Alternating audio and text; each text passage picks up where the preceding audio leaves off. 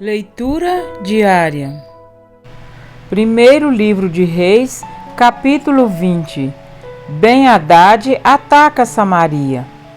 O rei Ben-Hadad da Síria convocou todo o seu exército e, acompanhado de 32 reis com seus cavalos e carros de guerra, cercou e atacou Samaria. Ele enviou mensageiros à cidade, a Acabe, o rei de Israel, que lhe disseram: Isto é o que diz Ben-Hadad: a sua prata e o seu ouro são meus, e o meu melhor de suas mulheres e filhos também. O rei respondeu: Que seja conforme tu dizes, ó rei meu senhor. Eu e tudo o que tenho somos teus. Os mensageiros voltaram ao rei e disseram: Assim diz Ben-Hadad: Mandei tomar sua prata e seu ouro, suas mulheres e seus filhos. Mas amanhã, a esta hora, enviarei meus oficiais para vasculharem o seu palácio e as casas dos seus oficiais. Eles me trarão tudo o que você considera de valor. O rei de Israel convocou todas as autoridades de Israel e lhes disse: Vejam como este homem está querendo a nossa desgraça. Quando mandou tomar as minhas mulheres e os meus filhos, a minha prata e o meu ouro, eu não lhe neguei. As autoridades e todo o povo responderam: Não lhe des atenção, nem concordes com as suas exigências. E ele respondeu aos mensageiros de Ben-Hadad: Digam ao rei meu senhor: Teu servo fará tudo o que exigiste na primeira vez, mas não posso atender a esta exigência. E eles levaram a resposta a Ben-Hadad. Então Ben-Hadad mandou esta outra mensagem a Acabe: Que os deuses me castiguem com todo rigor, caso fique em Samaria pó suficiente para dar um punhado a cada um dos meus homens. O rei de Israel respondeu: Digam-lhe: Quem está vestindo a sua armadura não deve se gabar como aquele que a está tirando. Ben-Hadad recebeu esta mensagem quando ele e os reis estavam bebendo em suas tendas, e ordenou aos seus homens: Preparem-se para atacar a cidade. E eles lhe obedeceram. A derrota de Ben-Hadad. Nessa ocasião, um profeta foi até Acabe, rei de Israel, e anunciou: Assim diz o Senhor: Vê este exército enorme? Hoje eu entregarei nas suas mãos, e então você saberá que eu sou o Senhor. Mas quem fará isso? Perguntou Acabe. O profeta respondeu: Assim diz o Senhor: Os jovens soldados dos líderes das províncias o farão. E quem começará a batalha? Perguntou. O profeta respondeu: Você. Então Acabe convocou os jovens soldados dos líderes das províncias, 232 homens. Em seguida reuniu o restante dos israelitas, 7.000 ao todo. Eles partiram ao meio-dia, enquanto Ben-Hadad e os 32 aliados a ele estavam se embriagando nas suas tendas. Os jovens soldados dos líderes das províncias saíram primeiro. Nisso, uma patrulha de Ben-Hadad informou: Saíram alguns homens de Samaria. Ele disse: Quer tenham saído para a paz, quer para a guerra, tragam-nos vivos. Os jovens soldados dos líderes das províncias marcharam para fora da cidade com o exército na retaguarda. E cada um matou o seu adversário. Diante disso, os arameus fugiram perseguidos pelos israelitas, mas Ben-Hadad, rei da Síria, escapou a cavalo com alguns de seus cavaleiros. O rei de Israel avançou e matou os cavalos e destruiu os carros de guerra e infligiu pesadas baixas aos arameus. Depois disso, o profeta foi ao rei de Israel e disse: fortaleça a sua posição e veja o que deve ser feito, pois na próxima primavera o rei da Síria o atacará de novo. Enquanto isso, os conselheiros do rei da Síria lhe diziam: os deuses deles são deuses das montanhas. É por isso que eles foram fortes demais para nós. Mas, se os combatermos nas planícies, com certeza seremos mais fortes do que eles. Deves tirar todos os reis dos seus comandos e substituí-los por outros comandantes. Também devem organizar um exército como o que perdeste, cavalo por cavalo e carro por carro, para que possamos combater Israel nas planícies. Então, é certo que os venceremos. Ele concordou com eles e fez como foi aconselhado. Na primavera seguinte, Ben-Hadad convocou os arameus e marchou até Afeque para lutar contra Israel.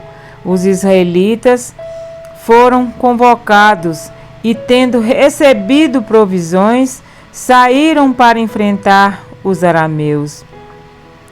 Os israelitas acamparam no lado oposto como 2 pequenos rebanhos de cabras, enquanto os arameus cobriam todo o campo.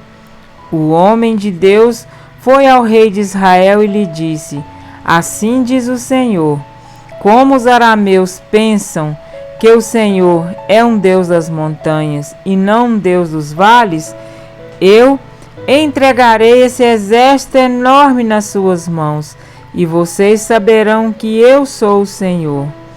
Durante 7 dias estiveram acampados em frente um do outro, e no 7º dia entraram em combate. Num só dia, os israelitas mataram 100.000 soldados de infantaria arameus. O restante deles escapou para a cidade de Afeque, onde o muro caiu sobre 27.000 deles. Ben-Hadad também fugiu para a cidade e se escondeu, ora numa casa, ora noutra. Seus oficiais lhe disseram: soubemos que os reis do povo de Israel são misericordiosos.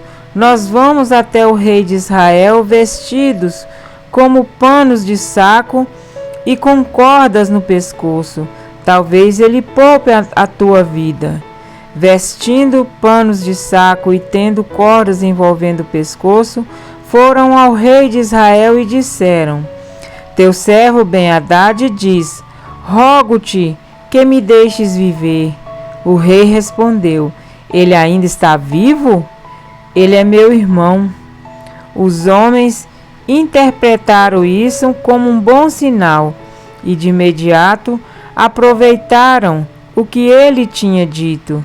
Isso mesmo, teu irmão Ben-Hadad, disseram. Tragam-no aqui, disse o rei.